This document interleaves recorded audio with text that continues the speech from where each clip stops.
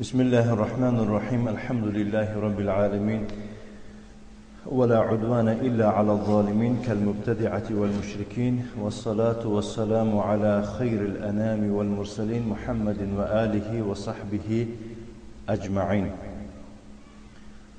وبعد وقفنا عند الإنابة ودليلها. الإنابة ودليلها، والمراد بالإنابة الإقبال إلى الله تعالى بالطاعات، يعني مثل التوبة. فهمت؟ الإنابة نوع من التوبة، ولكن في الإنابة شيء ما ليس في التوبة. فهمت؟ يعني في الإنابة شيء يعني الذي ليس في التوبة. در درون اینابت یک چیزی بود است که همون چی در درون توبه نیست. توبه خوب است، ولی اینابت این یک خوبش در آن است که توبه دارد در درونش، با یک چیز دیگر دارد. همون چیز چی است؟ اقبال به سوی الله به طاعت. انسانی هست که از گناه توبه میکند، تمام، با رنگی پیشی میگردد، یعنی همون گناه نمیکنه، تمام. اما کسی که انابت کند، انابت وی توبه میکنه، از گناه دست میکشد و هم تو خاموش نمیسد، بعدی اون گناه ها را توبه کردن، پرتافتن از اون گناه ها، میبینیدش که با رغبت و حرکتش به سوی اسلام. چقدر کسانی هستن که وقتشان زناکار، دزد و غارتگور و بد بودن، بعد از این کارهای بد دست کشیدن میبینید که در اسلام یک پیشوا شدن. انا این انابت میگویم. فهمیده؟ وقال شيخ الإسلام محمد بن عبد الوهاب بن سليمان بن علي رحمه الله تعالى: ودليل الإنابة قوله تعالى: وأنيبوا إلى ربكم وأسلموا له. دلیل انابت قول الله سبحانه و تعالی است که شما به سوی پروردگارتان برگردید، مراجعت بکنید، اقبال پیدا کنید. اقبال عکس ادباره. اقبال رو آوردن، ادبار پشت گردانده رفتن. شما به پروردگارتون روی آور شوید. شما تصور کنید که یک چیزی مهم من برای شما میفهمم که برای که فهمید، مثلا نگاه کنید این گناه باشد، امید سیاه گناه باشد، این سفید طرفی پروردگار باشد، انسان در بین هست. توبه وقتی که همین انسانی که در میانه ایستاده است اگر توبه کند، معناش همین که همین کار در او وجود، همین کاری بد در او وجود داشت، اینو پرداخت، تمام. همین این انابت میگه، این کار معذرت توبه میگه، همین کاری بد از خود دفع کرد، تمام، نمیخواد کار کرد. اکنون انابت چه خصوصیت دارد؟ انابت همین است که این کار از خود دفع کرد و اقبال به طرف الله رفت، جاش هم نیست. فهمیده معنی گپ؟ انمین اقبال میگه، اقبال روی آورده رفتن. فهمیدید؟ همین خیلی خصوصیت‌ها داشته است. نه، شما به سوی پروردگارتون روی آور شوید و اسلموا له و تسلیم او شوید. وقال الشارح فضيلة الشيخ صالح بن فوزان بن عبد الله الفوزان حفظه الله تعالى: الإنابة الرجوع وهي بمعنى التوبة، والتوبة والإنابة بمعنى واحد، يعني باعتبار الأصل بمعنى واحد. شیخ می‌فرماید شارح انابت این رجوع است به معنای توبه و انابت هر دو به یک معنا هستند به اعتبار اصل گیرید. یک از توبه کرده نمیفهمیم که از گناه برگشته، گناه از خود دفع کرده. وقتی که گویم که یک از یعنی که انابت به سوی الله کرده است، معلوم میشه که آدم به گناهش به سوی الله نمیره. همین خیلی است. انابت یک چیزی که گناه از خودش دفع میکنه و به طرف الله میره. فهمیدید؟ برای همین یعنی که اگر اصلی معنی هر دوش نگاه کنید، هر دوش یعنی از گناه دفع شد.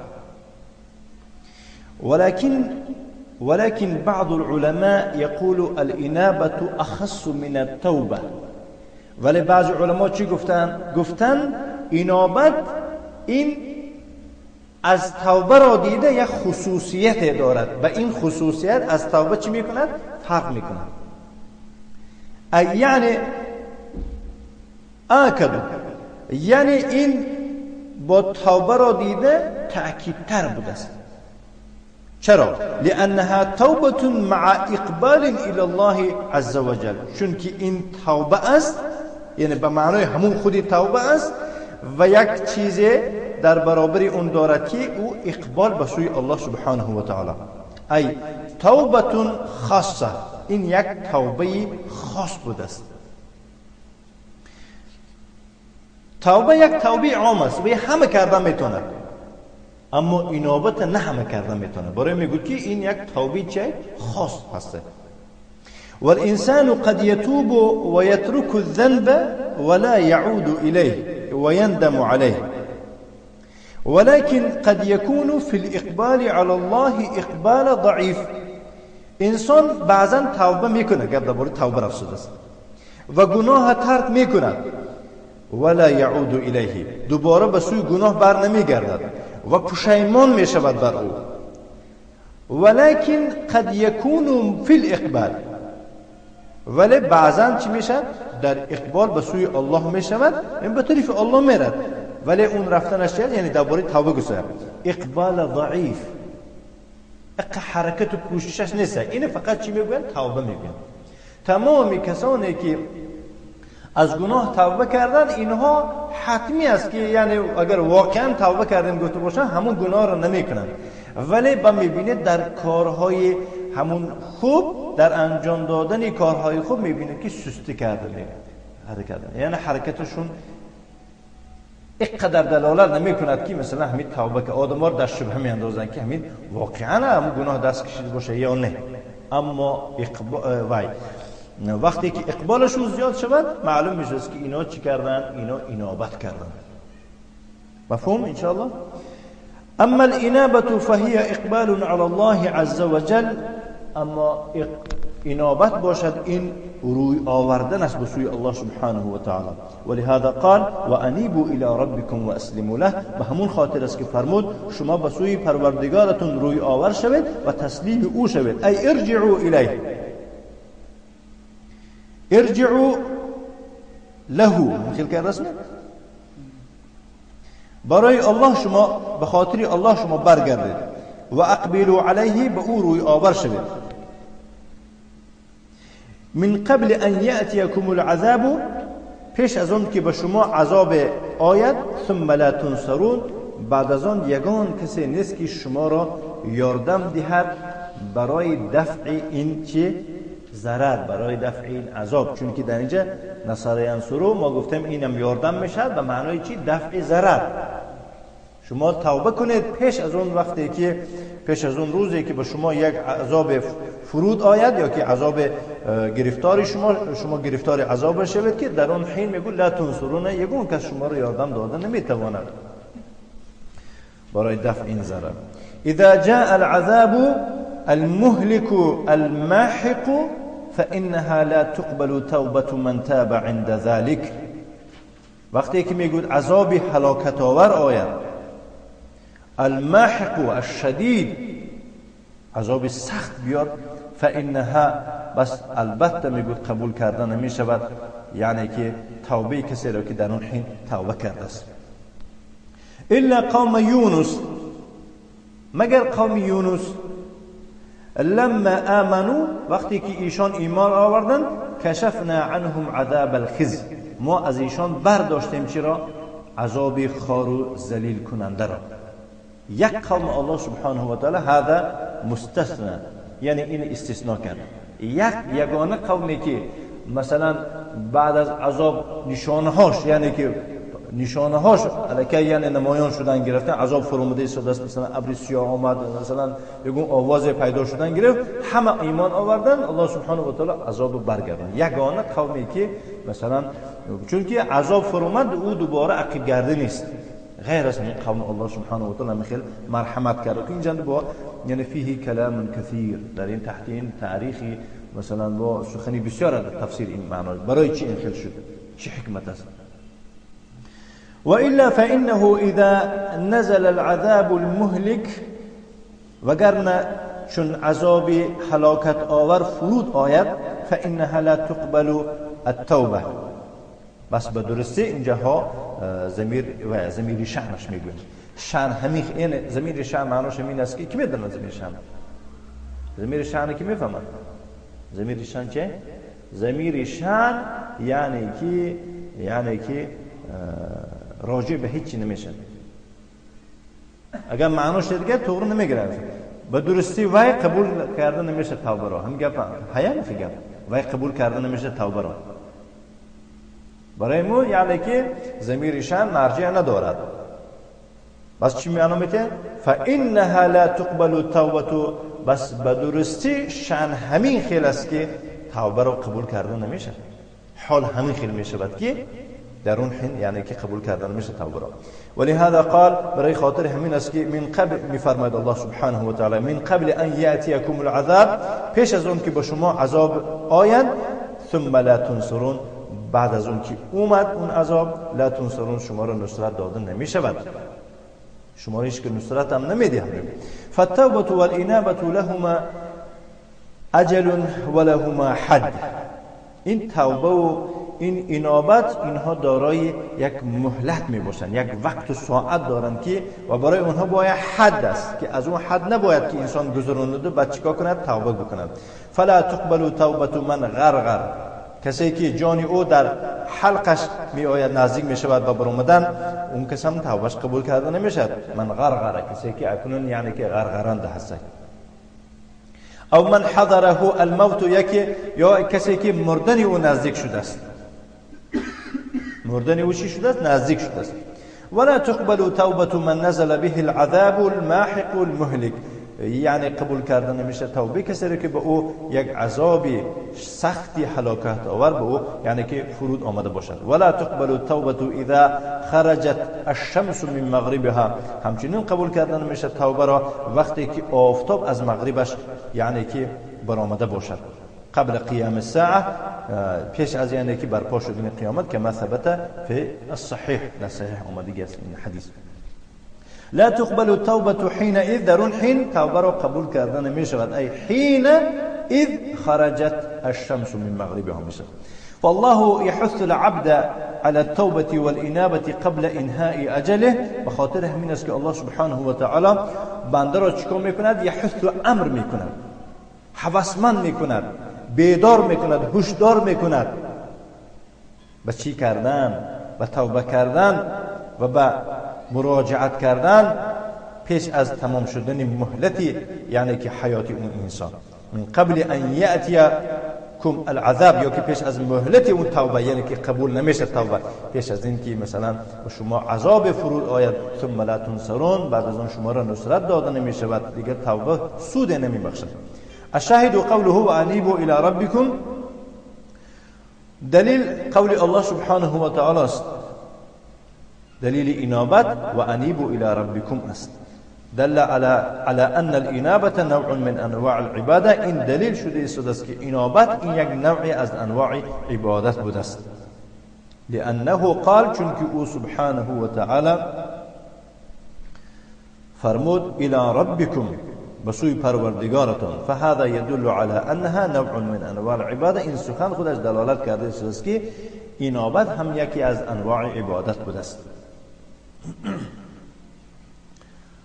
الاستعانه و دلیلها، الاستعانه یعنی طلب العون، یاردم پرسیدن برای جلب منفعت و دلیل آن. وقال الشيخ الإسلام محمد بن عبد الوهاب بن سليمان بن علي رحمه الله تعالى، ودليل الاستعانة، دلیل طلب یاردم یا که یاردم جستن، یاردم طلبیدن، ایاک نعبد و ایاک نستعین است. ما تنها تو را عبادت میکنیم و تنها از تو مدد میخواهیم یا که مدد میجوییم. بگم صح شد خاطر رسول.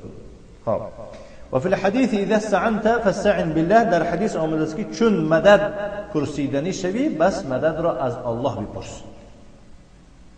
أخرجه الترمذي وغيره من حديث ابن عباس رضي الله عنهما ومن غيره.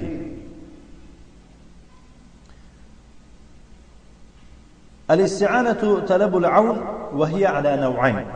شارح می‌فرماید یاردم پرسیدن این دو نوع می‌شود. النوع الأول الاستعانة بشيء لا يقدر عليه إلا الله فهذه صرفها لغير الله شرك. یکم نوعی یاردم پرسیدن است به یک چیزی یا که از یک چیزی که قادری همون چیز نمی باشد مگر الله. مثلا یک چیز میپرسید از یک کسو، از یک چیزی که همون کسو همون چیز یا دستشون نمی بیاد. فهذه چنین نوع استعانه را میگوید برای غیر الله درخواست کردن یا که صرف کردن شرک می شود. مثال میارد من استعان بغیر الله فی شیء لا یقدر علیه الا الله، کسی بغیر الله مدد خواهد، مدد جوید، یاردم پرسد در انجام یگون چیزه که همون چیز را جز الله قادر نمی باشد کسی، فانه قد اشرک، اون کس به تحقیق شرک آوری کرد. لانه صرف نوعا من انواع العباده لغیر الله عز وجل. چرا؟ چون که او یک نوعی از انواع عبادت را برای غیر الله سبحانه و تعالی صرف کرد. النوع الثاني نوع دوم استعانة الاستعانة في ما يقدر عليه المخلوق. یاردم پرسیدن در یک کاره که وی کار را مخلوق از دستش می آید، می تواند، قادری همون است. فانت تستعين باحد ان يبني معك الجدار. مثلا تو از یک کس یاردم میپرسی که همراه تو شده یک جای یک دیوار بنا کنه. او ان يحمل معك متاع، یا که یک متاع یک چیزی تو را مثلا همراه تو ببردارد، یک چپت آرد. او ان يعينك على مطلوب مباح، یا که به تو یعنی همدردی و همیاری کند به خاطر یعنی به مقصدت رسیدن که اون مقصدی تو مقصدی چه است؟ مباح است. یعنی مثلا نگو که من یک جا سفر دارم و خوف میبرم بیام دو کسه شویم خوبتر میشود که مثلا نه میشود، نیست گم ندارد که به شرط دیگه یک خوفی چی، مثلا من اگر روام اگر همون آدمی که نزد او رفتم اگر ما رو دو کس بینه دیگر یعنی که رستگم هم خیلی میشد که مثلا رستگم میزنه دو قوپل گپی درشتی نمیکنن میگه هم دو کس رو میگه میدونه که من کس درشتیم گفته نه این حالتا اینه، چون که این مطلوبی چیه؟ مباح است. كما قال تعالى وتعاونوا على البر والتقوى ولا تعاونوا على الاثم والعدوان.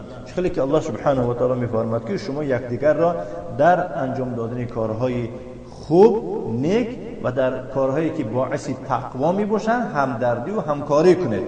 ولا تعاونوا على الاثم والعدوان، یکدیگر را در گناه و در معصیت و در تجاوزکاری یاردم ندهید. بنابراین یک کس شما رو میگه که بچه‌م میگه خب پدرت باشه بریم من سیگارت بیار، میگه یا عرق بیار، میگم نمیبیاره. حتی یک کسی که اهل بدعت باشد برای شما راهنمایی پرسد، اهل بدعت میگه که من میخوام که یک کار کنم، مثلا همین یک راه نشون نمیده، چون که ممکن به همون طریق وای با بدعتش زیاد میکنند. اهل بدعت یگون بهترین بسیار دلتون سوزن میگه که انا نمیدونم، میگه تمام انا میخوام جون تو خلاص میشه. فهمیدید؟ برای خاطر آن که بدعت چرا سبحان الله خیلی شیخ هم گفت بدعت این یک نشانی آن است که اینها در دین نقصان است گفته میکنن ولی خودشون نمیدونن.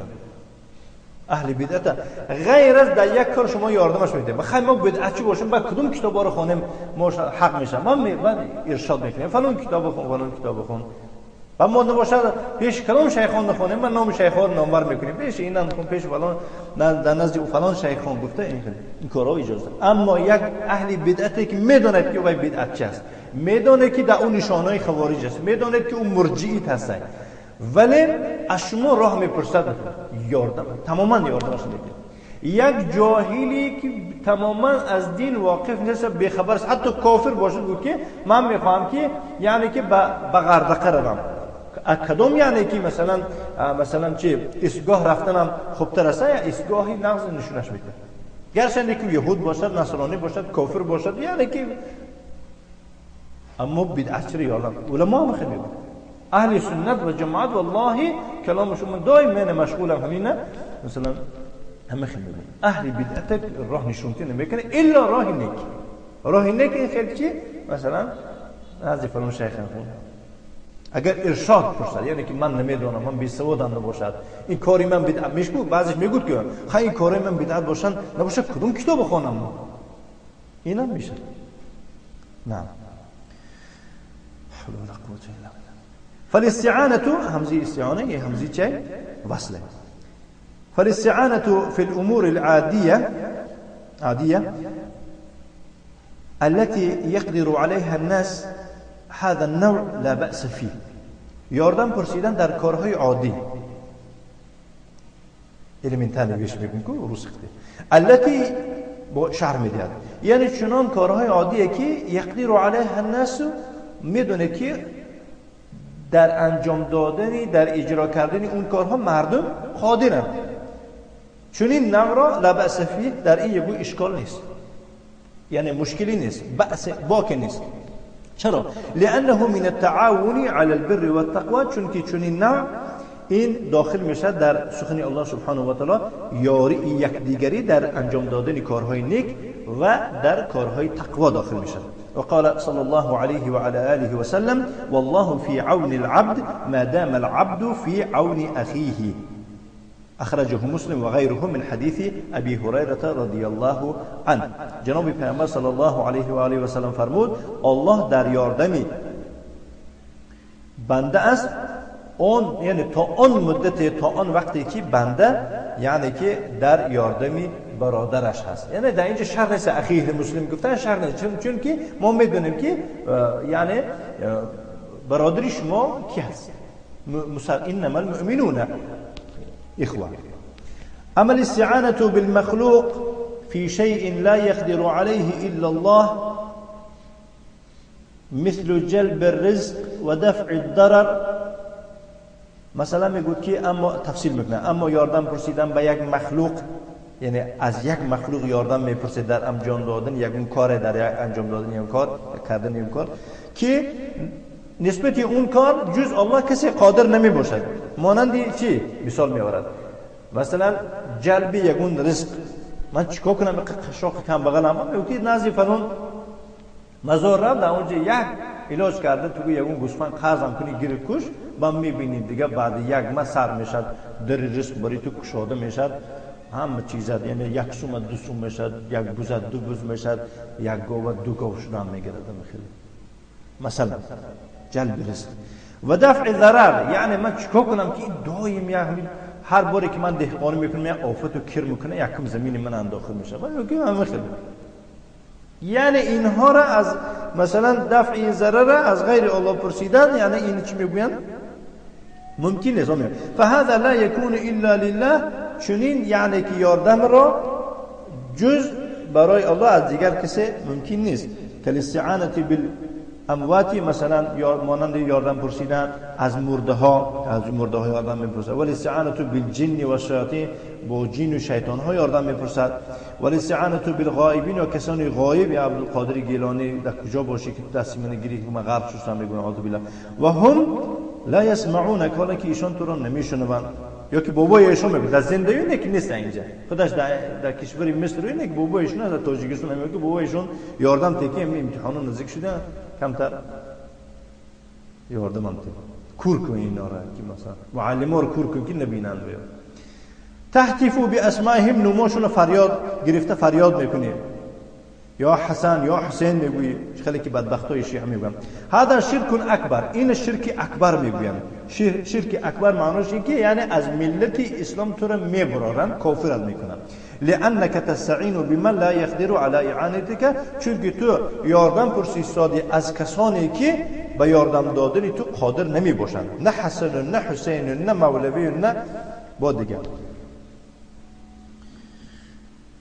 فقوله تعالى، بس سخني الله سبحانه وتعالى که فرمود إياك نعبد و إياك نستعين، تنها تو را عبادت میکنه و تنها از تو مدد میخواهیم، مدد میجوییم. ایاک نعبد هذا فيه تقدیم المعمول على العامل. در اینجا اگر نگاه کنید کسی از علم نحو واقف باشد، معمول از عامل پیش آمده است. باید که نعبدو که بجای یعنی که همون که وقتی که پیش آید ایاک میشه، چون که این ضمیری منصوب میگون، ضمیرهای منصوب. ایاک حقی این چی بود؟ باید که بعدی عامل می اومد، اما در اینجا از عامل پیش اومد. حق معمول دائم باید که از عامل پیش می اومد. هم خلاص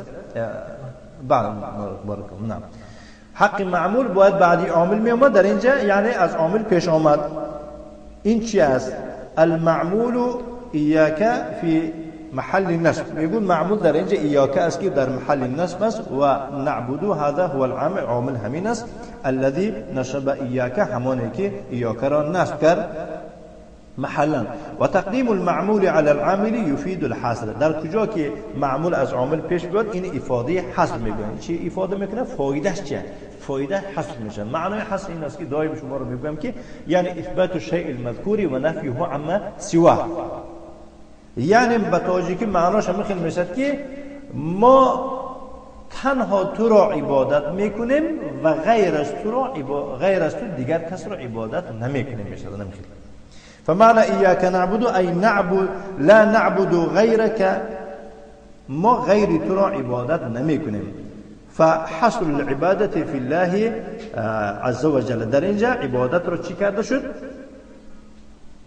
فحصر العبادة في الله، یعنی در اینجا محدود کرد عبادت را در الله سبحانه و تعالی. یعنی عبادت محدود دارد که از این حدودش یعنی که باید نبرد، این دایره باید که نبرد. همون مراد از اون دایره کجا است؟ یعنی که باید در الله عبادت صرف کنی. و ایاک نستعین حصر الاستعانة بالله عز وجل. در این آیت هم الله سبحانه و تعالی عبادت چیکار کرد؟ یاردم پرسی را انا حصر کرد، یعنی محدود کرد با الله سبحانه و تعالی. یعنی نباید که از غیر الله یاردم پرسیده شود. و ذلك فی الامور التي لا يقدر عليها الا الله. این هم باید فهمیده شود که این در کارهای گفته شده است که در انجام دادن اون کارها جز الله کسی قادر نمی باشد.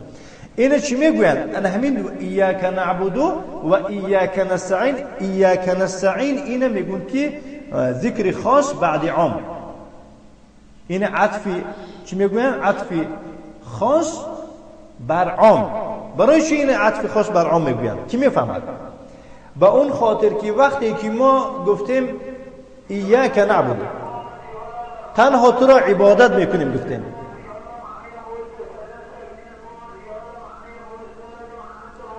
مثل گلوش در میکنم بعد با اون بلند بیانیم. خب انا برای چی اینا عطف خاص بر عام میگون؟ یعنی معنای عطف خاص بر عام آن است که اول عمومی آمده بود با یک چیز مخصوصا بیاد. اگر این میگون که ذکر خاص بر عام کدام آمد؟ ما تنها تو را عبادت بکنیم. در درون عبادت همون یاردم هم داخل شده بود. هم خیلی است؟ آخه عبادت چیست؟ عبادت هر چیزی که الله دوست دارد. الله دوست می‌دارد که ما فقط از وی پرسیم. دوست می‌دارد. بنابراین وقتی که ایاک نعبد گفتیم این عام آمد. همه کارهای نیک هر چی که او عبادت است داخل شد. با در اینجا مخصوصا از انواع عبادت مخصوص ذکر کند. این چی میگن؟ این ذکر خاص بر عام میگن. من چه خیلی که الله سبحانه و تعالی در قرآن در سوره بقره میفرماید چی؟ حافظا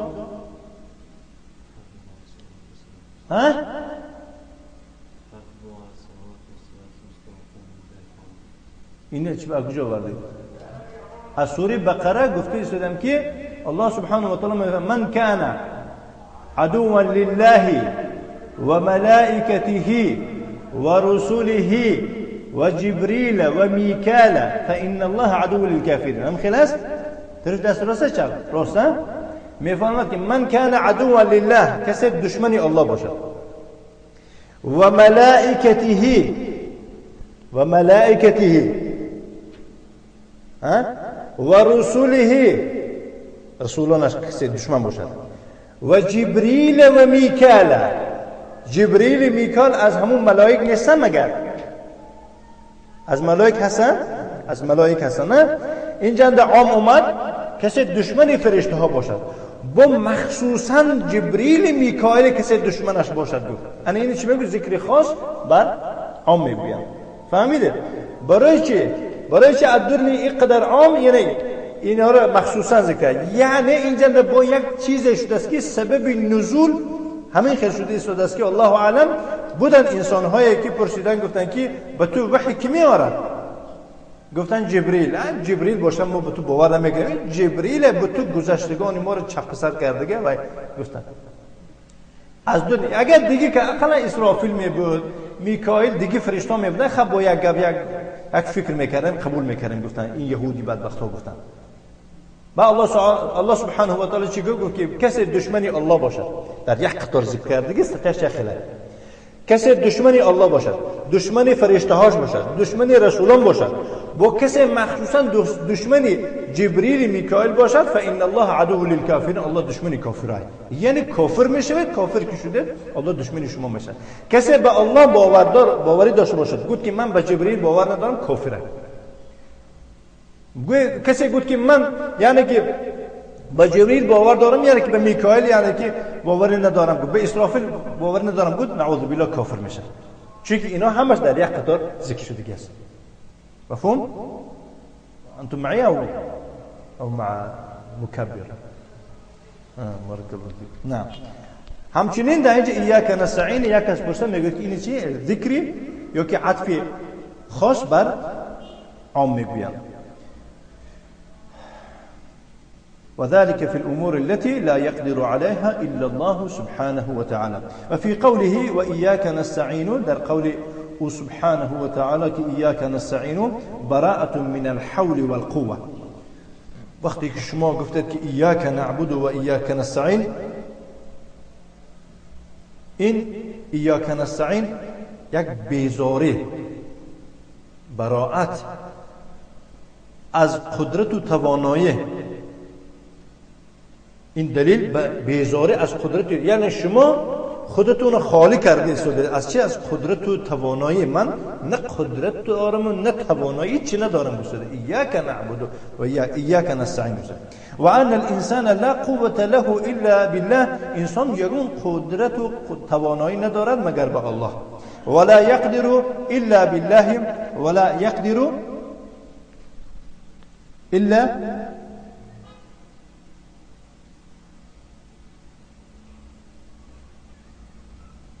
بله، انسان در یگون کار قادر نمی باشد. فهمیده؟ ایگه در زبان تاجیکی ترجمه ها چپ و آلش میگن که به الله، تو از الله میگن که یعنی انسان قادر یگون چیز نمی باشد مگر به الله، یعنی مگر به یاردمی الله میشد. چون که بعد اینجا به معنای استعانت است.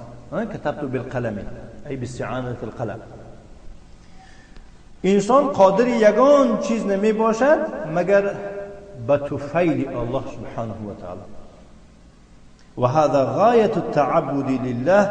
این یک عبادتی بی پایان است برای الله سبحانه و تعالی. اذا تبرأ من الشرك، چون انسان از شرک بیزاری جوید، و تبرأ من الحول و من القوة، و وقتی که انسان از قدرت و توانایی چی شود خود را پاک گرداند، تازه گرداند، خالی کند، فهذا غایت التعبد لله عز وجل.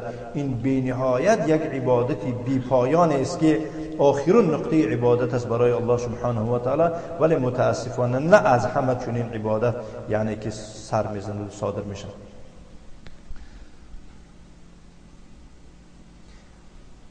نعم. الاستعاذة ودليلها.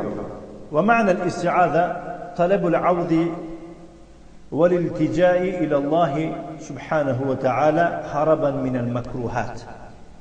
معنى الاستعاذة چی میشه؟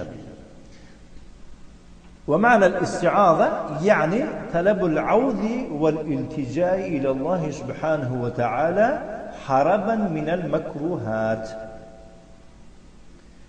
پناه جستن، التجا کردن به سوی الله سبحانه و تعالی. چرا؟ برای خاطری از کارهای مکروه ناخوش گریختن، برای خاطری از کارهای ناخوش گریختن به طرف الله پناه بردن را استعاذه میگفتند. و دلیل آن وقال شيخ الإسلام محمد بن عبد الوهاب بن سليمان بن علي رحمه الله تعالى ودليل الاستعاذة قوله تعالى قل أعوذ برب الفلق. دلیل پناه طلبیدن، پناه بردن، پناه جستن قول الله سبحانه و تعالی است که آنجا فرمود بگو من به پروردگار صبح پناه میبرم. وقال الشارح حفظه الله تعالى الاستعاذة طلب الالتجاء إلى من يمنعك من محذور تخافه. معنی استعاذه شیخ میفرمایند که این التجا کردن، التجا طلبیدن به یک ذاتی که همون ذات تو را منع میکند از یک محذور، از یک کاری ممنوع، از یک کاری حذردار، ترس و خوفداری که تخافه از او خوف میبری. برای چی؟ به الله تو پناه میبری از این کاری که از اون کار ترسیده ایستادی، یا از اون ناخوشی که تو از او خوف میبری.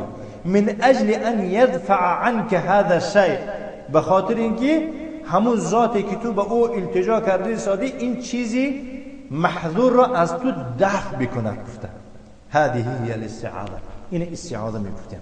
مفهوم؟ والاستعاذة نوع من أنواع العبادة لا يجوز أن تستعيذ بغير الله عز وجل. استعاذة این یک نوع از انواع عبادت بوده، جائز نیست که تو بغیر الله سبحانه و تعالی پناه ببری، التجا بکنی. فمن استعاذ بقبر أو بوثن أو بأي شيء غير الله عز وجل فإنه يكون مشركا الشرك الأكبر. کسی به قبر یعنی پناه ببرد، به بت پناه ببرد، یا به کدام چیزی که نباشد از غیر الله سبحانه و تعالی، چون این کس مشرک می شود، یعنی شرک آور می شود. کدام نمود شرک را، شرک اکبر را از ملت اسلام یعنی از پشت این کار می برد اگر به شرطی که انجام شروط. وقال سبحانه وتعالى وأنه كان رجال من الإنس يعوذون برجال من الجن. و هر آینه مردان از انس پناه می بردن به مردان از جن، یعنی انسان‌هایی بودن که از جنها یعنی به جنها پناه می بردن. یعنی جنها یک مخلوقای بی قدرت و از دستشون هیچی نمی آمدگی ذات بودن. فزادوهم رهقا، باش سرکشی جنها رو که زیاد کرد. جنها کدوم وقت سرکشی میکنن؟ وقتی که اونا رو بردار کردن گرفتن.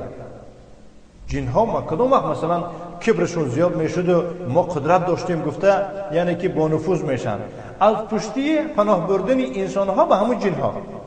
وقتی که انسان ها پناه بردن گفتن که جن ای فلان جن نوماشون ذکر کرده از طریق جادوگرها، از طریق چی که نباشد، نومی ویا رو که گرفتن و یا که پست و منحق بودن، آهسته آهسته نومی ویا بلند شده و یا بس سرکششون زیاد شدن گرفت. فهمیدید؟ یعنی جنها را رتبهشون، آبروشون، فخرشون، کبرشون بلند کردگی سببگار کسانی همون پناه برنده شدن. كان العرب في جاهليتهم إذا نزلوا في مكان من الأرض يقول أحدهم أعوذ بسيد هذا الوادي أي كبير الجن يستعيذ به من شر سفهاء قومه. عرب ها در دوران جاهلیتشون وقتی که در یگون جا منزل می گرفتن، در یگون زمیننده وقتی سفر میکردن یک وادی اند میخواستن دم گیرن، میدونستن که هر یک وادی داخل جن ها پراکنده در وادی و در هم درها می باشن. بعد یکیشون چی میگفت؟ میگفت که من پناه میبرم به راهبر این وادی، حالا که این راهبرم نبوده، هیچ چی بوده، منحط یک یعنی به کلان جن ها و یا میفهمه آگاه میشن که گوشتیم پناه میبر به او از شر چی؟ سفهای قومش. اکنون خودت راهبر هستی، اون اولاد تو، اون ذات و بیت تا از ما نگه دار که ما همیشه به خوبی یعنی که روز کنیم. گفتم من میگم بابای خوب شده، گفتم سعادت. خلاص. فقال النبي صلى الله عليه وعلى آله وسلم مبتلا لذلك ومبينا لما يشرع بدله. پس جناب پیغمبر صلی الله علیه و وی را باطل گردانیده فرمود و بیان فرمود نسبتی آن چیزی که در شریعت جایز است به عوض این. اگر شما یک جا رفته یک جای خوفدار باشد، جایی که مثلا یعنی که واقعا یعنی اونجا وادی جن ها باشد، به عوض او دیگر چیز بگوید. گفتند من نزل منزلا، کسی یک جای منزل بگیرد، خانه بگیرد، قرار بگیرد، خواه موقتی خواه ابدی، فقال بس بگوید که اعوذ بکلمات الله التامات، من پناه میبرم به سخنهای به کلام پره الله. من پناه میبرم به چی؟ به سخنهای پره الله. از چی؟ من شر ما خلق، از بدی هر آن چیزی که او خودش آفریده است. کسی این را گوید لم یضره شیء، یگان چیز به او ضرر رسانده نمیتواند، حتی یرتحل من منزله ذلك، تا از اون منزلش کوچیده رفتن. اخرجه مسلم من حدیث خولة بنت حکیم السلمیه رضی الله عنها. در این حدیث همچنین دلیل شده ایستاده است کلام الله مخلوق نبودنش. زیرا به غیر الله قسم خوردن این شرک است. هم خلاص. مادامی که اعوذ بکلمات الله گفته، من پناه میبرم به کلمه های الله. اگر کلمه های الله مخلوق می بودن ما پناه نمی بردیم، ممکن نبود. معلوم شده است که کلمه های الله غیر مخلوق بودیم. هم خلاص کلام الله آخه مخلوق نیست. چه خیلی که مثلا فرقه های گمراه می گویند. هذا هو البديل الصحيح، همین است عوض درست که از این دیگر این رو با دیگر چیز عوض کردن نادرست میشه. الاستعاذة بكلمات الله التامات بدلا من الاستعاذة بالجن. و مراد از این بدیل یعنی عوض صحیح چی است؟ پناه بردن به کلمه های پره الله سبحانه و تعالی به عوض آن که پناه برده شود از جنها یا که به جنها. قال تعالی، الله سبحانه و تعالی وقتی ما به جنها هم که گفتیم و یک معنای خاص داره، از جنها هم که گفتیم معنای خاص داره، یعنی در ترجمه هم خیلی میشه. قل اعوذ برب الفلق، من پناه میبرم به پروردگار صبح. الفلق هو الصبح، فلق در اینجا به معنای صبح است. و رب الفلق هو الله سبحانه و تعالی كما قال تعالی فالق الاصباح. رب الفلق او الله سبحانه و تعالی است. خیلی که الله سبحانه و تعالی در دیگر جا فرمود که فالق الاصباح ای مظهر نور الصبح، اظهار کننده نور صبح است. فی ظلام اللیل، در ظلمت شب. یعنی ظلمت شما در ظلمت شب هستید میبینید که از درون همون ظلمت شب یعنی که نور صبح نمایان کردن میگیرد. من الذي يقدر على هذا الا الله سبحانه و تعالی، کی است قادری این باشد جز الله سبحانه و تعالی. اعوذ برب الفلق ای برب الصبح اذا اصبح، من پناه میبرم به پروردگار صبح وقتی که صبح میدمد. المالک المتصرف، اون ذاتی که و مالک است، المتصرف فیه یعنی در این صبح تصرف کننده، چاره بیننده، چاره جوینده. القادر علیه، قادر او هست. من شر ما خلق، از شر تمام آن چیزی که او آفرید. هذا یشمل شر جمیع المخلوقات، این شامل جمیع مخلوقات می باشد. شما اینو گفتین اون معنا ندارد که این فقط مخصوص یعنی که یک چیز در نظر داره. نه، تمام چیزی که در هوای بده هست، خواه جن باشه، خواه انسان باشه، خواه جادوگر باشه، خواه کافر باشه، خواه تیر باشه، خواه تفنگ باشه، خواه آتش باشه، در خونه در میگونه که میترسه که کجا در نگیرد. تمام مخلوقی که وی شر دارد شامل او هست. قل اعوذ برب الفلق من شر ما خلق. یستعیذ بالله، بنده به الله پناه میبرد من شر جمیع المخلوقات، از شر جمیع مخلوقات. هذا یکفیک عن كل استعاذه. انا من تو را بس از تمام دیگر نمودی پناهجویی ها. او او تعوذ مما يفعله الناس، یا که هر یعنی که پناهجویی هایی که عادتا مردم و ایران میکنن. تعوذ. و من شر غاسق اذا وقب، و از شر غاسق اذا وقب. الغاسق هو ظلام الليل، این ظلمت شب رو در نظر دارد.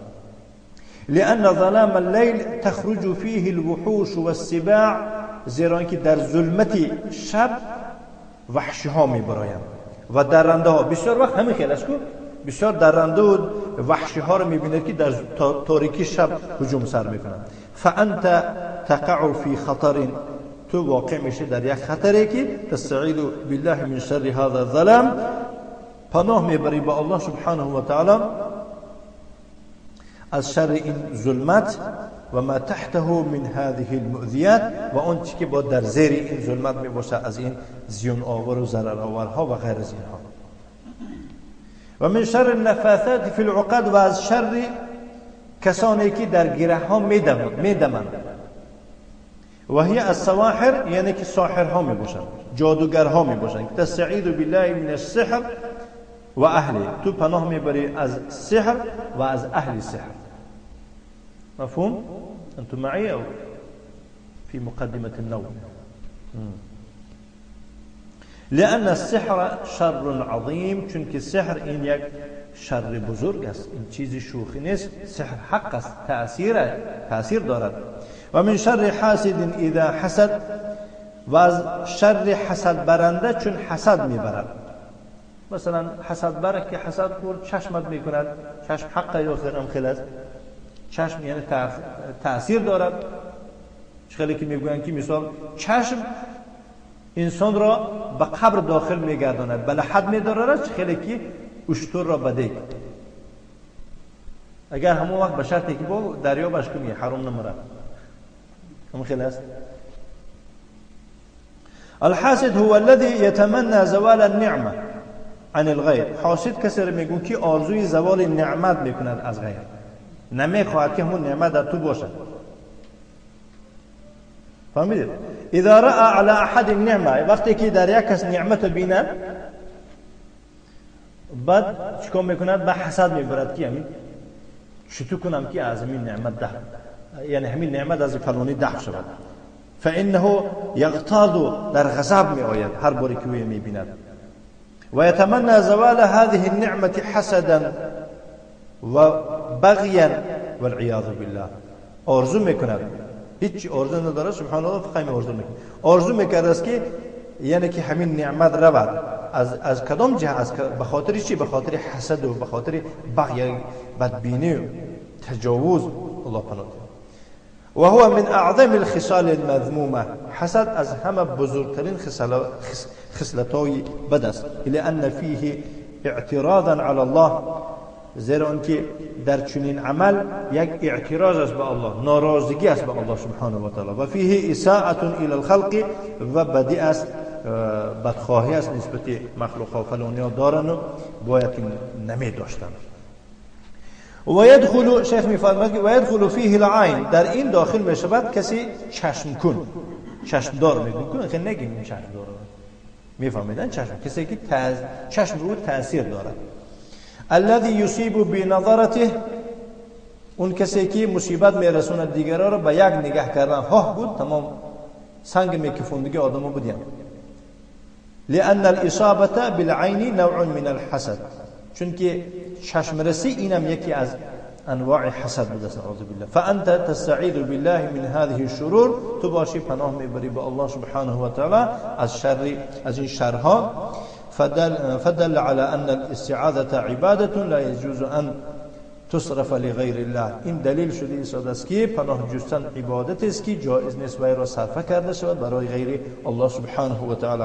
فلا تستعذ بالمخلوق، به یگان مخلوق نباید که تو پناه ببری. و من استعاذ بمخلوق فقد اشرک بالله عز وجل، کسی به مخلوق پناه ببرد، کسی که نباشد، خواه نبی باشد، خواه اولیاء باشد، خواه کسی که نباشد، به تحقیق او به الله سبحانه و تعالی شرک قرار داده است. و النبی صلی الله علیه و علی آله و سلم یقول لعبد الله ابن عباس رضی الله عنهما و اذا استعنت فاستعن بالله، وقتی که تو یاردم پرسی تنها فقط یاردم را به الله بپرس. یعنی اخرجه ترمذی و غیره گفتم گذاشتیم درسی فی. و قوله تعالى قل اعوذ برب الناس، این دویم دلیل است، دلیل استعاذه. بگو من پناه میبرم به پروردگار مردم. و قال الشارح حفظه الله و فی قوله تعالى قل اعوذ برب الناس، در قول الله سبحانه و تعالی که فرمود قل اعوذ برب الناس ملك الناس اله الناس من شر الوسواس الخناس الذي يوسوس في صدور الناس من الجنة والناس، امر الله عز وجل بالاستعاذة برب الناس. الله سبحانه و تعالی در این قولش یعنی امر کرده است به پناه جستن به پروردگار مردم، ملک الناس پادشاه مردم، اله الناس معبود مردم. هذه كلها اسماء و صفات لله عز وجل، همه این چیزهای نمبر شده نام و صفات ها هستند برای الله سبحانه و تعالی.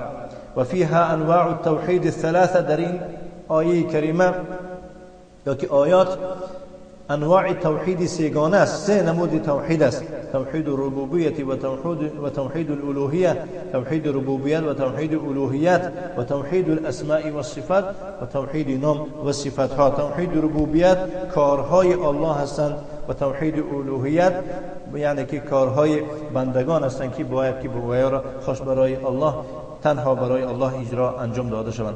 و توحید نام و صفات ها که الله سبحانه و تعالی دارای نام و صفات های است، طوری که خود در کتابش خبر داده است و که به طریق رسول صلی الله علیه و آله و سلم خبر بدون تحریف و دگرگونی. استعذ بالله، به الله پناه ببر و بهذه الاسماء والصفات و به این نام و صفات ها. استعذ بالله من شر الوسواس، از شر وسوسه کننده تو پناه ببر به الله.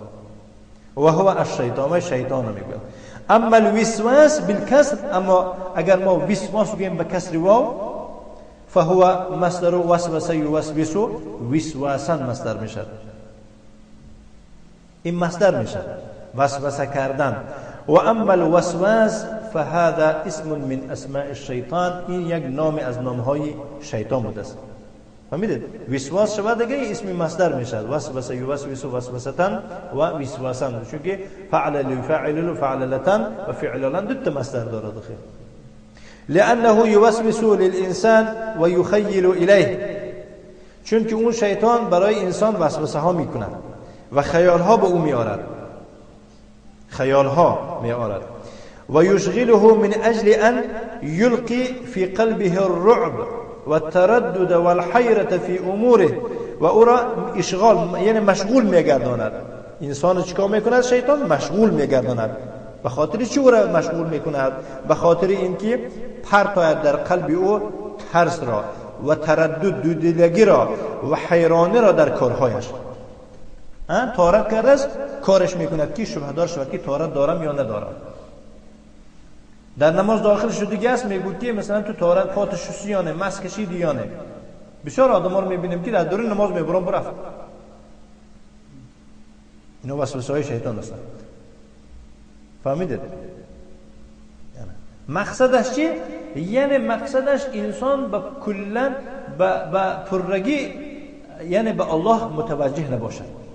میخواهد کاری کند که شما 100% متوجه به الله نباشید که یگون فایزه میخواهد دوزد از شما. به طریق چی؟ به طریق وسوسه کردن شما فکرتون از الله کنده میشه. اون قرائتی که مثلا امام کرده باید شما گوش کنید نه؟ و کاری میکند که شما فکرتون در مس کشیدم میانه، من پامو شستم میانه. گفتم میشه خصوصا فی امر العباده، خصوصا در کارهای عبادت، خصوصا در کارهای عبادت. حالا اون که مثلا گیریم شما مثلا یک جا سیمنت میریزه، یک جا بتون ریخته شده است که مثلا باید که هر یک 10 لپتکه مثلا قم مانده باید که 4 تا وای میانداخته سیمنت میانداخته و این کارا وای میکنه. نه 4 تا انداخته، 3 تا انداخته یا 5 تا انداخته. گفته این کار دنیا با او کاردار است. یک کار کند که مثلا کار دنیاتون هم یعنی که مثلا باید در کار دنیا را باید انسان به اهتمام باشد و به رغبت و بوای باشد، وگرنه الله سبحانه و تعالی خودش میگه ربنا آتنا فی الدنیا حسنه و فی الاخره حسنه. در کار دنیا را باید که ما حسنه پرسیم، در آخرت شیطان باشه هر دوشه باید که خلل رسونه. ما میگو خصوصا در امر عبادت، فإن الشيطان يوسوس للإنسان في العبادة حتى يلبس عليه صلاته أو عبادته. انسان باشد برای انسان وسوسه را دوام دادن میگیرد در عبادت تا اینکه چی گفتم؟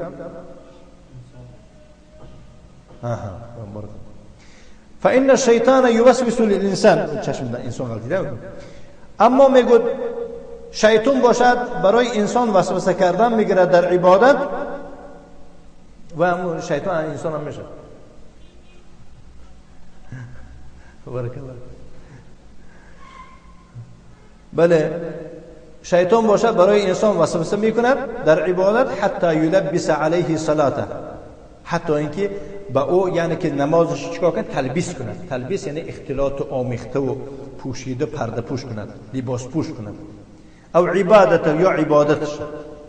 ثم ينتهي به الامر الى ان يخرج من الصلاه، یعنی کار به او تمام میشود کدوم وقت؟ تا اون وقتی که نماز میبرد. وقتی که برومه با تمام جونی ویم خلاص میشه. وظیفه شیطان تمام میشه. وظیفش کارش کیسر میشه که یعنی که اجاش میخیز اپ شما دعوت آزمه. وقتی که شما الله اکبر گفته تکبیر تحریم من داخل شده در نماز و میخیزه کار به سحر شد. دفتر قلمش گرفته مثلا هم گیپلوسوش سر کردن میگیره. و یعتقد انها بطلت، انسان باشد اعتقاد میکند که کل نمازش ویران شده فکر میکنه. او یصلی ثم یعتقد انه غیر على غیر وضوء، یا که نمازش میخونه ولی اعتقاد میکند که بی‌طهارت بود. او انه ما قام لكذا، یا که فرون کار نکرده است. او انه ما فعل، یا که این خیل نکرده است. و یصبح فی وسواس، و در وسوسه میافتد. ولا يطمئن الى عبادته، به عبادت خود دلش آرام نمیگیرد. نمازم خوندم لیکن دلم غش. فالله جل وعلا اعطانا الدواء لهذا الخطر. الله سبحانه و تعالی از مهربانی خودش به ما چی داده است؟ این دوا و درمان داده است نسبت این خطر، نسبت این مرض. و ذلك بان نستعيذ بالله من شر هذا الوسواس. همون دارو عبارت از چی بوده؟ عبارت از آن بوده است که ما باید که پناه ببریم به الله سبحانه و تعالی از شر این وسوسه انداز. برای در نماز حتی گفتن وقتی که یگون فکر خیال هم خیلی کاراش سر کنه دیگر به طرف چپ توف کرده چیکار کنه؟ آخه توف نه که اون در بغل روی مثلا اون نمازخون شریک پلنگ تو یک توف کلون پرته، یعنی اندک مثلا کتف خودتون اندک مثلا با من اعوذ بالله.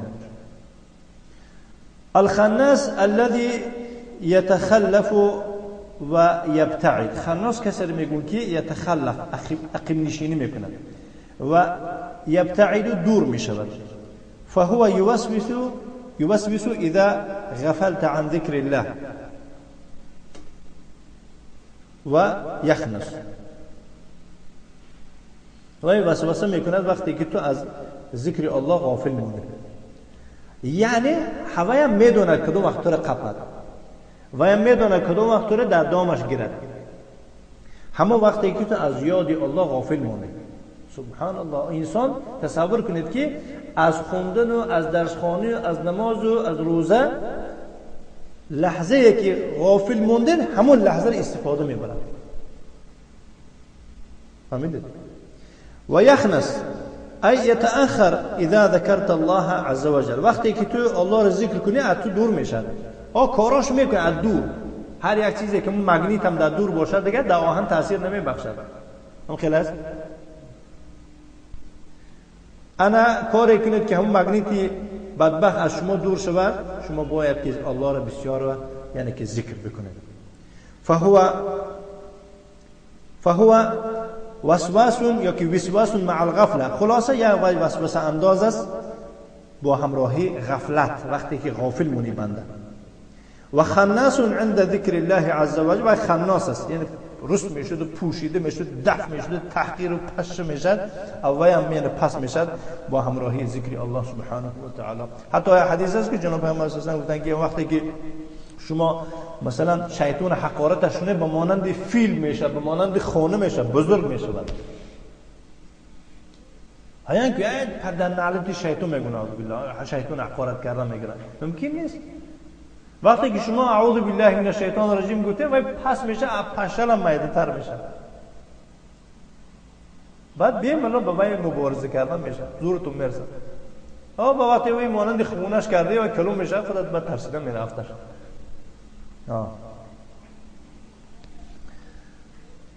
بله. الذي يوسوس في صدور الناس، اون شیطانی که در سینه های مردم وسوسه میاندازد. من الجنة والناس. انا که از کدوم متریال بودنش، از کدوم جنس، از جنس جن ها میشه و از مردم میشه. كأن المعنى والله اعلم، معنا قریب که این خیلی باشد الله خودش میداند. گفته در شارح انه هناك موسوسون من الجن و من الانس يوسوسون للناس. از این معنا چنین برمی آید که در اونجا مردم، یعنی که وسوسه اندازهای بودن از طایفه جن ها و وسوسه اندازه بودن از انسان ها، مردم را وسوسه میکردن. یاتون الناس و یشککونهم، به نزد مردم و یارا در شک میاندازه، خصوصا نسبت عقیده. در نزد فلان خونه چه خیلی که ما اول اومدیم و بعضی برادرها چی گفتن که احتیاط کنید از محمد ابراهیم، اینا طرفدارای ابن بازن. حیران میشدم. با ما امروز طرفدار ابن باز که وای سلفی طرفدار ابن باز نباشیم، بعد طرفدار کی میشیم؟ طرفدار لنین میشیم. طرفدار کی میشیم دیگه نمیدونم درسته. یا که رفاعی بدبختی صوفی، یا که یکو طرفدار همینی شیم. دنیا را به خرابی آوردن این فرقه های گمراه. ما نمیگیم که احتیاط کنیم متعصبای ابن بازن. الله اکبر. فكما ان للجن شياطين یوسوسون فكذلك للانسان شیاطین. چخیلی که میگو جن ها شیطان ها دارن وسوسه میکنن، همچنین انسان هم با شیطان ها دارن که وسوسه میکنن. فانت تستعيذ بالله من شر القبيلتين، که القبیلین هست، القبیلین. بله، تو باشی پناه باید که ببری با الله سبحانه و تعالی از شر این دو طایفه. وقتی یک انسان میبینه شما رو نسبت اهل سنت و جماعت وسوسه میندازه، اعوذ بالله من الشیطان الرجیم، خلاص میگی خیلی که تا آخر گوش کنی، گوشت لق کنیشیم، نه میخزی میبری. اهل سنت و جماعت خیلی در سنت در کتاب عقیده مثلا لالکایی میفرماید همه خیلی وقتی که اهل بدعت اومد میگفتن که میخوای شینی قتیما، اگر شینی من میخزم، اگر شینی من میخیزم. بعد دیگراش میگفتن که راست میگه، اگر با حتی یک کس میگفت که من شینم مایلش میگه که اگر شینی من میخیزم، بالذات نمیش نمیدونم. بود دیگه شریکاش میگه شما چی میگه؟ من شینم مایلش میگه که همین اگر شینی رنگی همین مو هم میخیزم. این برای خاطری چی؟ برای حمایت دین از چی؟ از بدعت. یعنی تا اون وقتی که در تو همین عقیده هست و تا اون وقتی که تو از این آشکارا از این عقیده دست نکشیدی، ما با تو نمیشینیم و تو با ما نمیشینیم. من دیگه بس کردم گفتی شستن، نه این حساب نیست. باید که تو چندین برآمدها داشته باشی ضد اونا، باید که تو چندین جانده، یعنی چقدر که ما خدمت کردی برای یعنی پهن کردن امور بدعت خرافات خودت، باید همه خدمت دیگه کردن نکارست. یکی از علامت‌های مثلا سلف شدنی همون اهل بدعت، اهل ضلالت من است که باید که توبه او آشکار باشد، چون که او آشکار بدعت کرده بود. امروز توبهش هم باید که آشکار شود. مفهوم؟ ولهذا يقول النبي صلى الله عليه وعلى آله وسلم ما تعوذ متعوذ بمثلهما، أي بهاتين السورتين. بنابراین جناب پیامبر صلی الله علیه و سلم در حدیث فرمود یگان پناه برنده پناه برده نمیتواند به مثل اون پناه بریه که در این دو سوره است.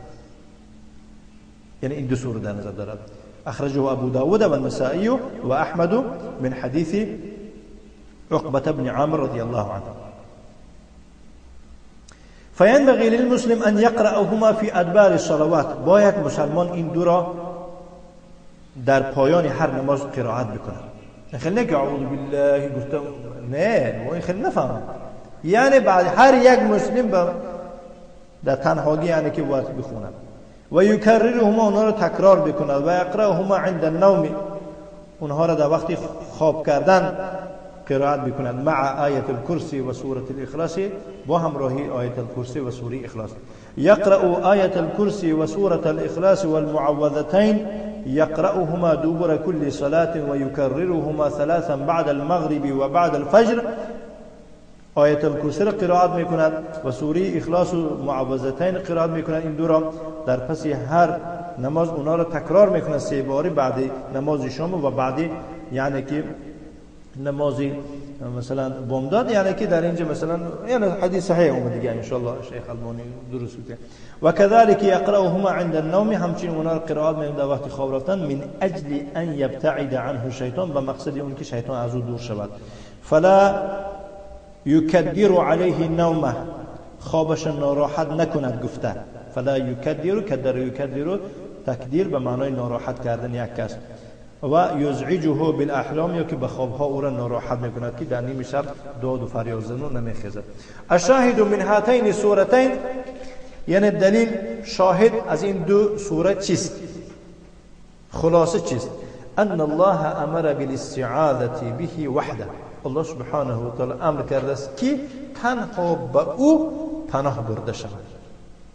فدل على ان الاستعاذة بغيره من الجن او من الانس او من اي مخلوق انه لا يجوز. همچنین دلیل شده است از قول الله سبحانه و تعالی به اینکه پناه جستن به غیر الله سبحانه و تعالی از جنها باشد و از انسانها، از کدام مخلوقی که نباشه، این جایز نمی باشد. لانه نوع من انواع العباده، چون که یک نمود عبادت است. الاستغاثه و دلیلها. استغاثه ای طلب الغوث، طلب الغوث، فریاد رسی طلبیدن. می طلبید که به فریادی تو رسد، فریاد رسی طلبیدن یعنی فریاد میکنید که به طلب شما آمده رسد، غرق شده ایستادی. و هو الدعاء حال الشده، اینه کدوم وقت میگوید آدم؟ در وقت شدت. استعاذه چیه؟ استعاذه مثلا استعاذه هم همین خیلی یعنی یک با این خصوصیت دارد. استغاثه وقتی که آدم الکی در بلا غلطید، سرش هم پرابلم اومد، با میگه پروردگار که به فریاد من رس. استعاذه کدوم وقت گفتم میشه؟ کدوم وقت حال نشده است؟ نه که حال میدونی که یک چیز شده نش ممکن است. اعوذ بالله میگی. آمین. و یفرق بین الاستعاذه، علما گفتن فرق بین استعاذه و مثال گریم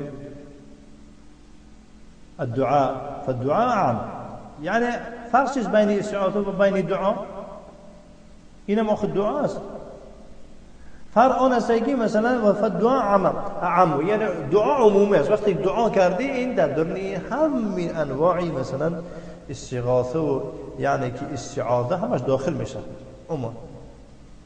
هم خلاصه، اما این باشد فقط در وقتی مشکل مخصوصا، یعنی استغیث پناه میرم، یعنی که چه یاردم میخواهم، فریاد رس میخواهم، مدد میخواهم. بله.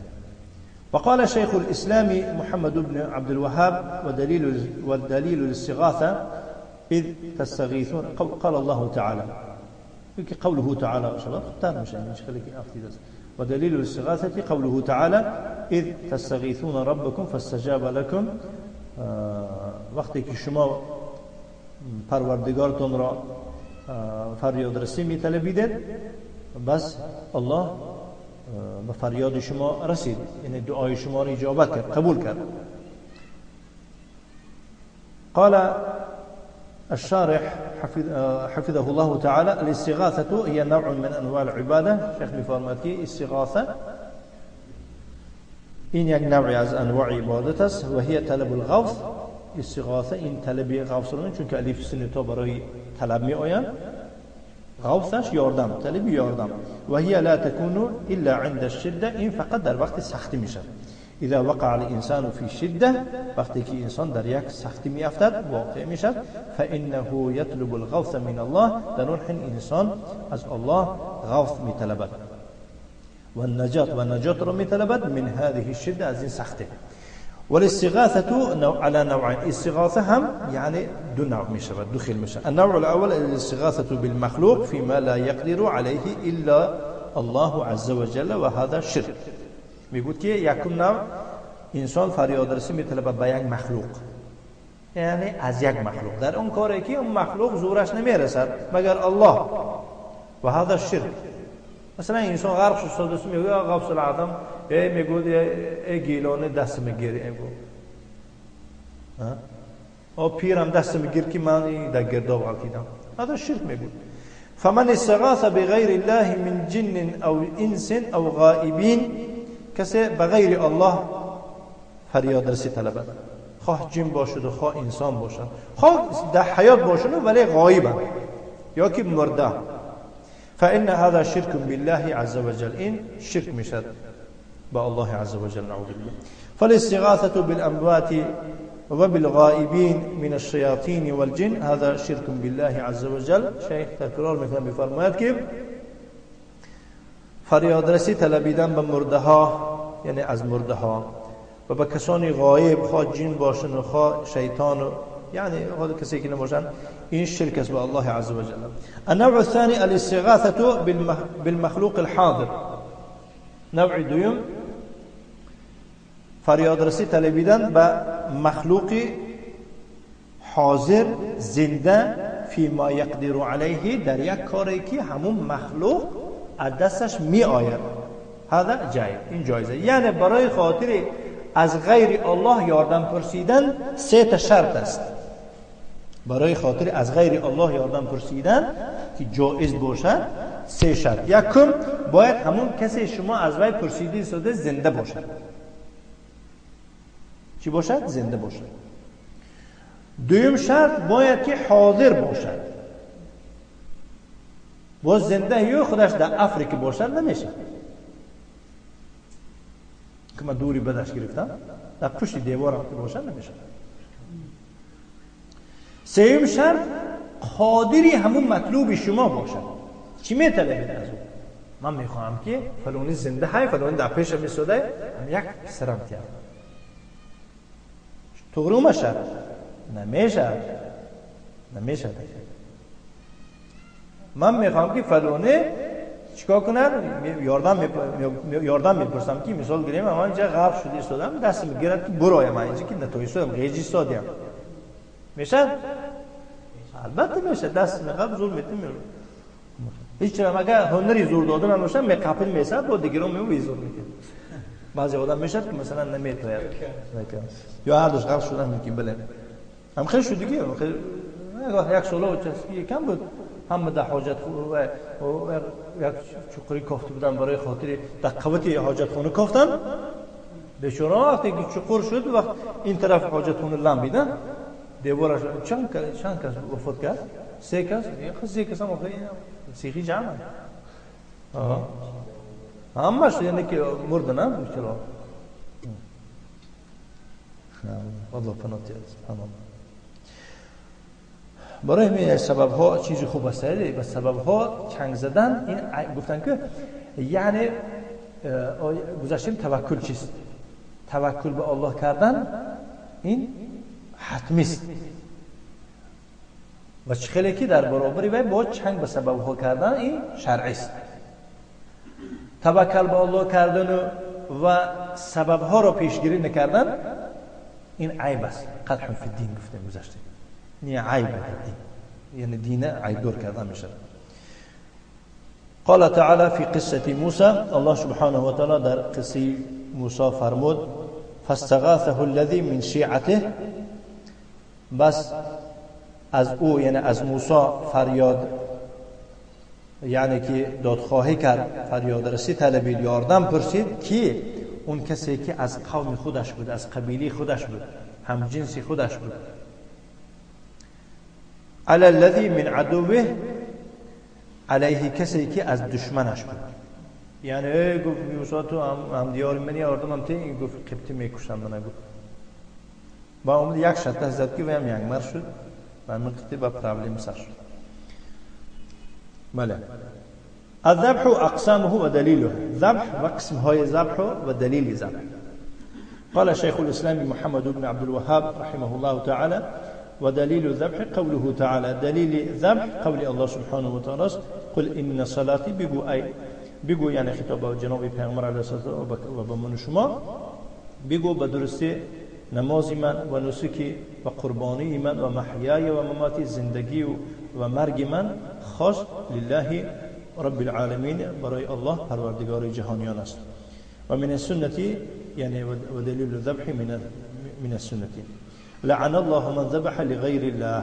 الله لعنت کند کسی که برای غیر الله یگان چیز ذبح میکند. اخرجه مسلم من حدیث علی بن ابی طالب. ولی که اینجا اساسا 4 کسی جناب پیامبر اساسا لعنت فرمودن. یکی از اون 4 تا همین که کسی لعنت کند کسی ذبح کند برای غیر الله لعنتی او بود دیگه کسان هست 3 کس دیگه. الذبح على 4 اقسام. ذبح 4 خیل میشه دوستان شیخ. الأول الذبح على وجه التقرب والتعظيم لأحد ما. یکم نوع ذبح کردن به خاطری نزدیک شدن و برای خاطری تعظیم و عزت و احترام برای کسی که نباشه. لأحد ما کسی که نباشه. و هذا لا يجوز. این جایز نمی باشه الا لله سبحانه. چون این نوع یک کسا به فلانی نزدیک شوم به فلانی نزدیک شوم فلانی را قدرش بزرگ دارم گفته ذبح کردن برای خاطر وی این جایز نیست. یعنی تعظیم و تقرب فقط برای الله بود. مثلا میگوید که من نزد فلان قبر میروم و چیکار میکنم ذبح میکنم برای چی؟ برای خاطر همین قبرنده بودگی کس شیخ اسمی اولیاء از کسی که نباشد به همین نزدیک شوم. وقتی که من به این نزدیک شدم دست راستش میشوم کدوم پرابلم میکشم شیخ میگم در قبطم میسم. ولی موقعی اکسترنی ویزا میشن که همه خیلی میشن ممکن نیست. لانه من العبادات المالیه. چون که این از عبادت های مالی است. ما گفتیم گذشته عبادت میشد عبادت مالی میشد عبادت بدنی میشد. فلا يجوز الذبح للجن. برای جن ذبح کردن جایز نیست. ولا للشیاطین. برای شیطان ها هم جایز نیست. ولا للملوک و الرؤساء. برای پادشاه ها و رئیس ها جایز نیست. برای رئیس نزدیک شدن تعظیما لهم اینا قد نزدیک شدن قادم ما میکنن. لأن هذه عبادة لا تجوز إلا لله عز وجل. چون این عبادته چون این نوع عبادته برای غیر الله کردن جایز نیست. فالذين يذبحون للجن من أجل السلامة من شرهم أو من أجل شفاء المرضى. اما اون کسانی که برای جن ها ذبح میکنن به خاطر چی؟ از شرشون ایمن مانیم گفتن تنج مانیم سلامت مانیم یا به خاطر شفای بیماران كما يفعله الكهان والمنجمون. چخیلی این کار میکنن که فالچه ها و ستاره بینایی که یدعون العلاج دعوی علاج میکنن و یقولون للناس و برای مردم چی میگویند؟ میگویند که اذبحوا كذا فلان چیز ذبح کنید فلان مرغ سیاره کشید لاجل شفای مریضکم برای خاطر شفای بیمارتون. اگر فلان مرغ روید در فلان مذاب یعنی که ذبح کنید انشاءالله نال میشه میگود. اما خیلی باید اهم عجیب همون است که نمیگون که آخه اگر همینا حقیقت داشته باشند برای چی پلیکلینی که نمیکشند در دولتتون با قبضشند با یک مرخانه هم کشایند فابریکه آسان که مثلا نه میرویم پیشش میدروی میرویم مرغ میخری هم برم و جای اپتیک دیو داروخانه. ولا تذبحوا ولا تذكروا اسم الله عليه. نعوذ بالله. بعضش میگن که نه که در وقت کشتن با نام الله را نگیره هذا شرک اکبر، این شرک اکبر است، مخرج من المله، از ملت اسلام میبرد. چه قادم این ملت برون دیگه خیالش در دین اسلام چه قادم هستن که حدود اسلام برون بیرون گشت کن. وهذا الذي قال الله تعالى محذرا من فعله لغير الله، این همان چیزی است که الله تعالی حذر کنان کسانی را که این کار انجام میدهند برای غیر الله. قل ان صلاتي، بگو نمازی من، و نسکی و قربانی من، و محیای و مماتی، زندگی و مردنی من، لله رب العالمین، برای الله است که او پروردگار جهانیان است. و قال فصل لربك وانحر، و فرمود که برای خاطر پروردگارت نماز بخون، وانحر و قربانی بکن. ای وذبح لربك، برای پروردگار ذبح کن، چون که هر چیزی که نحرش کنه و ذبحش میکنه کافر.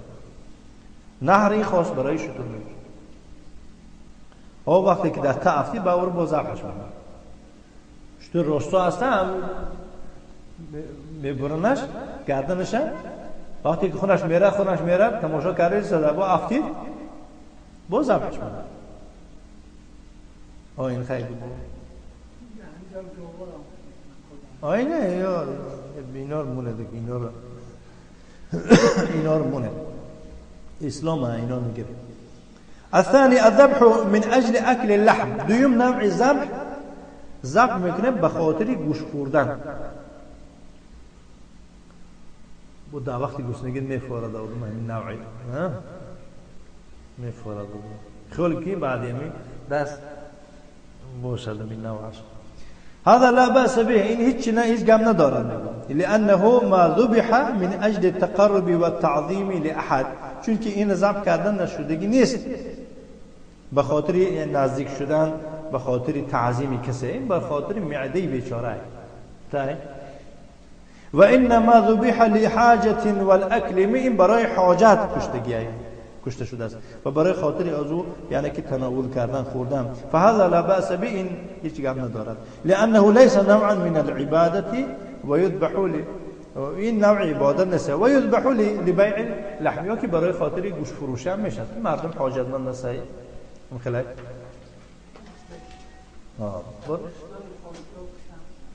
حال میبینید. الثالث سيم نوع الذبح على وجه الفرح والسرور بمناسبة زواج، و بخاطر مو میبرن چیزا را والله نگاشم برای شیخ او مناسبة نزول مسكن جديد او قدوم غائب او ما اشبه ذلك بجمع الاقارب. سيم نوع ذبح، این ذبح هست به خاطر خرسندی و شاده، به مناسبت زنگیری. مثلا یک از ازدواج میکند بعد خیلی تنتنه سر او بمناسبت، یا که به مناسبت یعنی نزول در خانه نو، یک کس خانه نو میگیرد که خشت بارش ها میمونه، نه به خاطر اینکه مثلا یک ذبح کنه. او که مشکلی در همین بعضی شیخ‌ها همین منع میکنن. به خاطر چی میگن که این بسیار کسانی که خانه نو میگیرن ذبح میکنن، اینکه یک بلا مون نزنه گفته. اگر یا بلا نزند گفته جن ها اكو انج بر من دور تگی شکتور اینجا بود، یک وادی ممکن جن ها بود پیش از اون که من پلان میگرفتم. این جن ها زندگی میکردن اكو ممکن وای کوچه برای کوچیدن اینو ممکن سنگ پن میزنن دست رو با میگریزن. این مقصد که باشد قطعا من برای دفع ضرر نه، یا که برای جلب فایده دیگه که من نه، این برای خاطری اون که خرسنده یک چیز من به دست آوردن بود خیش نبارت میخورونید مثلا با یعنی که همین در طرفای خود خیالم که نمینم اینه که جای خوفش دارد، چون که میگود نه من به این نیت نه مثلا دعا کنه که ممکن نیست مبارک کردن میشه خونی نه مبارکش میخوری برا. او قدوم غایب، یا که بچه عسکری میبیاید خرسنده تا مثلا خیشت بارد میگوید این شکرانه شکر میکنید. او ما اشبه یا که بمانند همین بجمع الاقاربی یعنی با گرد آوردن خیشت بارد.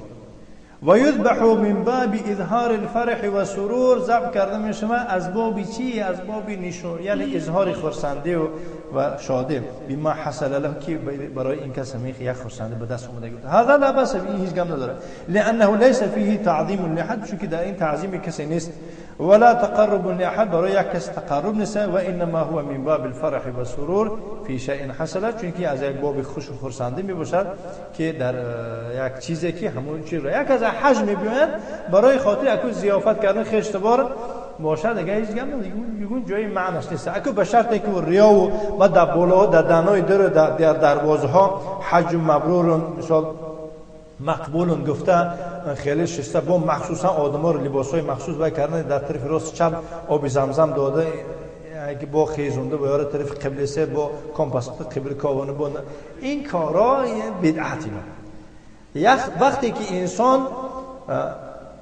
که انسان یک کاری خرسنده رو می‌بینه، یک پدرت حج می‌بینه خیش تبار جمعه، اما جای خدا مشکلش در آن است که قریب که همون پولی که در اگر زیاد نشد نمیدونم صرف کرده و بیچاره با بتون حال حاجی خونش نارسیده الکه پاچکی گاو و گوسفندش لرزیدن میگیره میکشنش. حاجی حال خونش نارسیده در راه الکه فکر دارد که چیکار میکنه. اول گفته خیش تبار بیا، این خیلی که مثلا تمامی مثلا اول قشلا تا آخرش با مردکا تمام کشیدن با کمپیرا سر به حاجی با که خیلی نمیشه. یعنی انمی جاهای پهلوهای یعنی که چی میگون سببهای در بدعت غوطه زدنش دیده آدم نکردنش خوبتر است. انمی پهلوهای بدی دارد. الرابع الذبح من اجل التصدق باللحم على الفقراء والمساكين والمعوزين، هذا يعتبر سنة وهذا داخل في العبادة. چهارم نوع این ذبح به خاطر یعنی که صدقه دادن گوشت ها به کمبغل ها و مسکین ها و المعوزین. معوزین هم بینوایان نه، معوزین کساره حرف زخ معوزین نیست. معوزین یعنی کساره بینوار نه، بی قشاقان بی خانو بی در.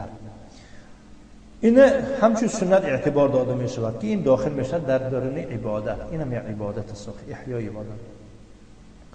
بله. النذر و دلیله. ما معنى النذر؟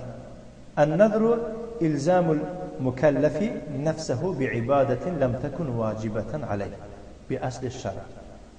یعنی یک کسی مکلف یعنی بالغ و عاقل معنی های سرش در جوش، همون انسان بالای خودش واجب میگرداند یک عبادتی را که لم تکن واجبتا علیه، همون عبادت اساسا در اصل شریعت بالاشان واجب نبود. مثلا نوع عبادت واجب نبود نه.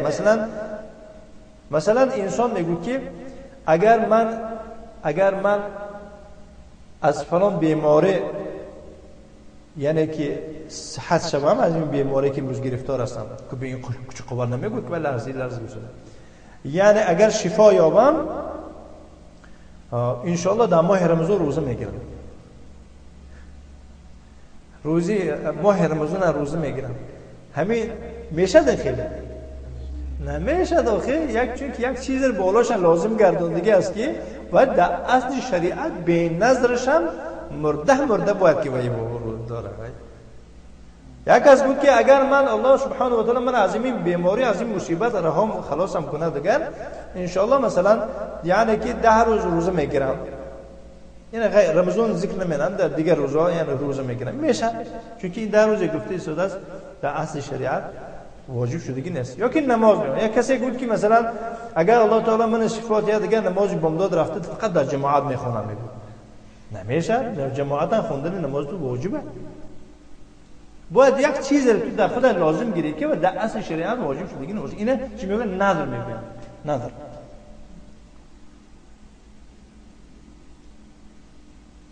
با نذر به شرطی که همون مخالفی با شریعت هم نباشه، یعنی که اصل شریعت هم ده همون نذری تو باید واجب نباشد و صورتا باید موافق باشد.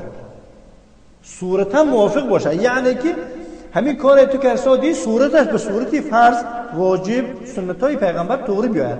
این خیلی که اگر من الله تعالی همین بیماری شفا ده از خرسندی من از بالای بوم خودم در تم بردم یعنی خیلی که مثلا دهم ایتاش یک ایتاش خودم برای خرسندی که اونو به قوا شدم گفته میپرتم نه، یا که مثلا الله تعالی من صفاتی دیگر در همین آفتاب 3 روز سر ملج میکنم میشینم آفتابای عربستان سعودی مثلا، یا که مثلا مصر هم هم خیلی من برای خاطر الله من شفا داد گفته نه مغز سرت نمیپذیر ممکن نیست. این خیلی دیگه در دور پیامبر صلی الله علیه و آله میگه یک کس روزه داره یک کس 6 سرش لج کرده با گفتن که این چی غیر کرده است این کیه؟ گفتن این کس نظر دیدن که همین باید که در آفتاب همین سرشون لج کرده هیچ نخورم چیزی گفتن نه این نظر نمیشه، این حساب نیست. یا که یک کس نظر حرام میکنه این نظر ناجایز گفتم که این حرام میکنه، مثلا یک کس میگه اگر نعوذ بالله خیلی بسیار است مثلا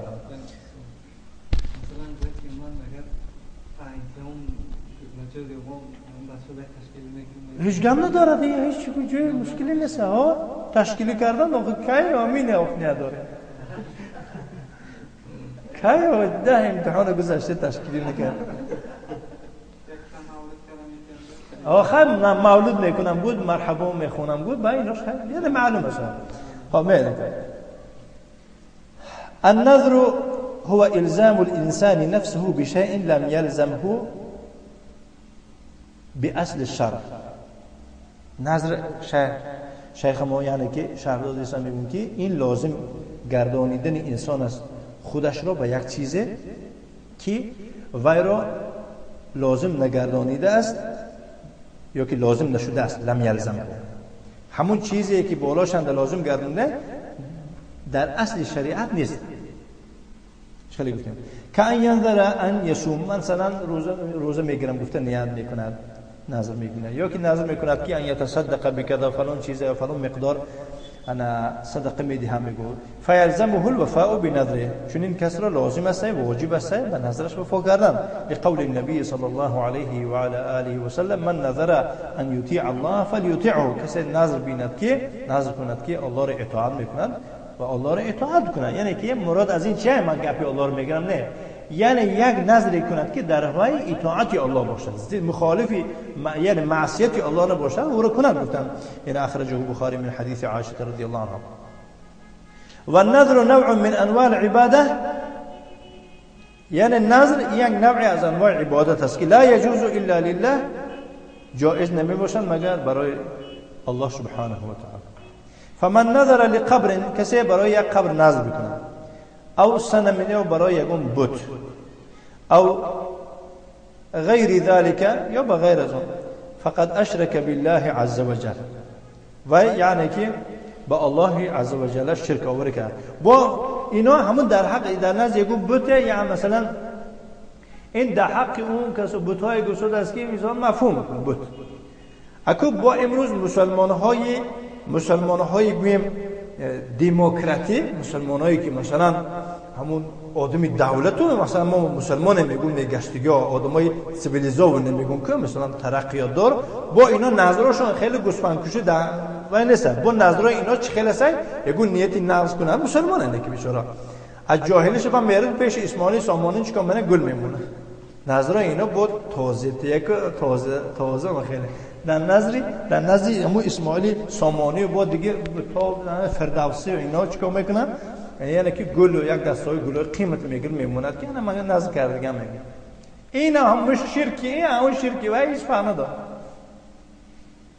انا و هو نذر معصیه و شرک این نذر معصیت و شرک میگویند. وقال النبي صلى الله عليه وسلم ومن نذر ان يعصي الله فلا يعصي کسی نظر بینه در یک کاری که همون کار معصیت الله است او را انجام ندهد نباید که او معصیت الله بکند. اخرجه البخاري من حديث عائشة رضي الله عنها وارضاها وصلى الله وسلم على نبينا محمد وآله وصحبه وسلم تسليما مزيدا.